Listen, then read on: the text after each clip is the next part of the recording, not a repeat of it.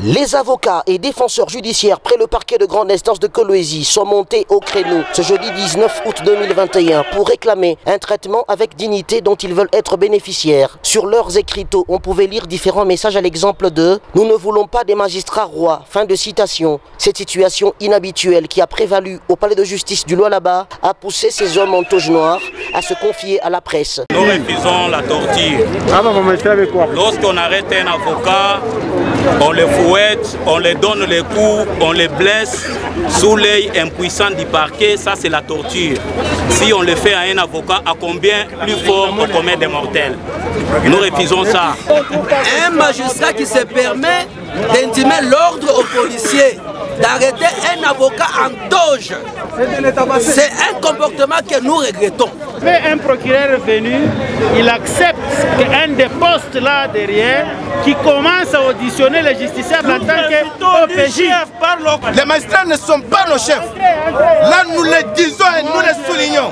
Aussitôt saisi de la situation, le bâtonnier du barreau du Lualaba est descendu sur le lieu pour tenter de calmer les esprits. Il a appelé les uns et les autres à la sérénité afin de ne pas troubler l'ordre public. Il les a également rassurés que les démarches ont déjà été entamées et que le Conseil de l'ordre va acheminer la procédure jusqu'au bout. Je vous demande d'être serein. Oui.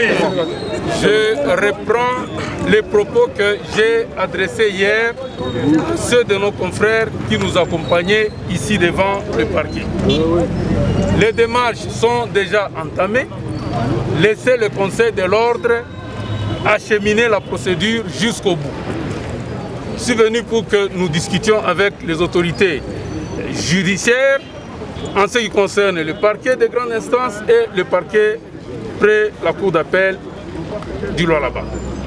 Pour l'instant, j'invite les uns et les autres à la sérénité. Vous êtes avocat, vous savez de quoi je suis en train de parler. Ne donnons pas l'impression que l'objectif est de troubler l'ordre public, ce qui va dénuer notre démarche de tout fondement. Une démarche salutaire dans une province qui se veut être pilote, pas seulement dans le domaine des infrastructures, grâce à la gestion orthodoxe de Madame le gouverneur intérimaire Masuka Saini Fifi, mais aussi dans le domaine judiciaire, à l'ère de l'état de droit, prôné par le magistrat suprême et chef de l'État, Félix-Antoine Tshisekedi Tshilombo. Il y a de quoi suivre ce dossier de près, car ne dit-on pas que la justice élève une nation? Affaire à suivre.